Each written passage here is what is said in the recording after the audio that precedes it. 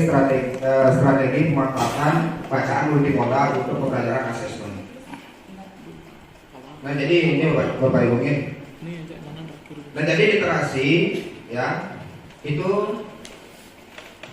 sekolah kita ini termasuk juga namanya literasi multimodal, Bapak Ibu. Jadi multimodal ini kita kan sering mendengarnya hanya multimedia. Jadi multimedia itu mencakup ya video, kemudian LCD, papan tulis, itu media. Jadi sekarang ada istilahnya multimodal.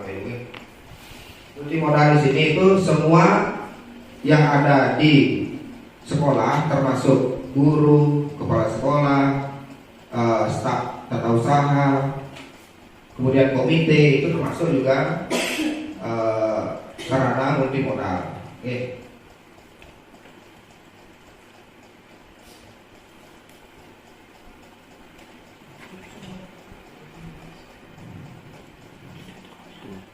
Nah, jadi di sini nanti kita akan baca nyaring, itu bisa kita lakukan besok ya Bapak Ibu, karena belum ada bukunya.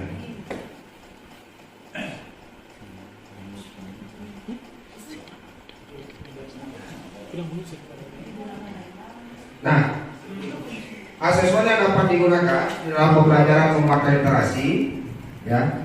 Nah, seperti ini Bapak Ibu. Fase A itu kelas 2, kelas 1 dan kelas 2 itu masuk fase A.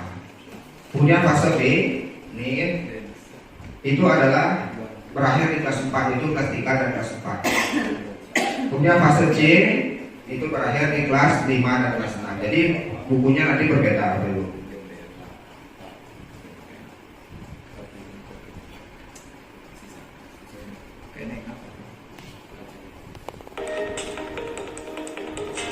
Nah, ini ada video tentang multimodal. Silakan ditonton.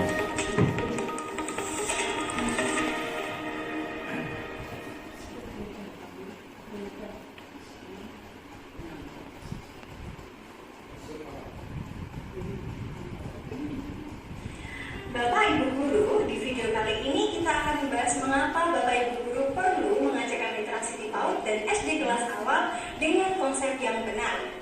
Berikut ini 5 alasannya. 1. Membantu peserta didik memahami pembicaraan lisan menyimak.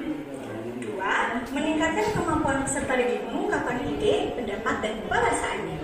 3. Melatih peserta didik membaca secara bertahap, gambar, tanda, aksara.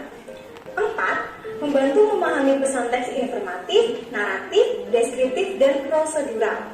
5. Membantu meningkatkan kemampuan berkomunikasi lisan dan teks reseptif, menyimak mengira, dan produktif. Didik dapat menangkap isi cerita, informasi dari hasil proses menyimak.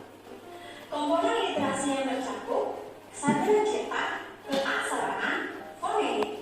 Perlu diketahui bahwa kemampuan literasi berdasarkan capaian bukan pada usia atau kelas. Pembinaan kemampuan literasi untuk peserta didik dimulai dari level pembacaan dini. Apabila ada peserta didik SD kelas awal yang tidak mengalami proses pembelajaran di PAUD, maka ia tetap dibangun kemampuannya pada level pembacaan dini.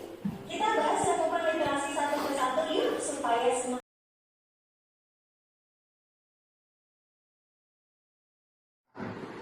Anak-anak bisa lihat di sini ada cerita tentang kisah semut dan merpati. Pak Guru akan membacakan dengan seksama. Nanti jika ada kata-kata yang tidak bisa, boleh ditanyakan. Paham? Paham. Baik ya. Nah, di sini ada gambar burung dan semut. Ya.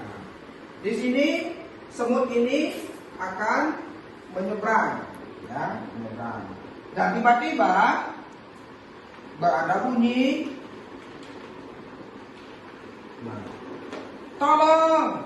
Ya, ada bunyi gimana? Tolong. Keras gimana bunyinya? Siapa yang minta tolong itu? Semutnya minta tolong, dia jatuh ke air. Nah, semutnya tidak bisa berenang. Nah, kemudian di atas pohon ada seekor burung dara mendengarkan teriakan semut. Kemudian burung dara memetik sehelai daun. Ya, jadi daunnya itu dipetik, dijatuhkan ke air. Setelah itu daun itu dijatuhkan ke arah semut. Nah, kemudian si merpati itu berbicara, "Hai sobat," di mana dia? Hai sobat, pakailah daun itu untuk naik ke daratan. Jadi apa nama si burung merpati ini menolong semut dengan menggunakan sehelai daun yang dijatuhkan ke atas air. Kemudian semut pun naik ke atas daun sehingga membuat semut itu tidak menjadi tenggelam. Baik. Nah, kemudian semut melihat seorang pemburu yang sedang membidik burung merpati itu dari kejauhan. Siapa yang melihat seorang pemburu? Semut. Ya, semut yang sedang melihat seorang pemburu yang ingin menembak si merpati. Si semut kemudian menggigit kaki si pemburu sampai pemburu itu merasa kesakitan. Bagaimana dia membuat pemburu itu sakit? Gigit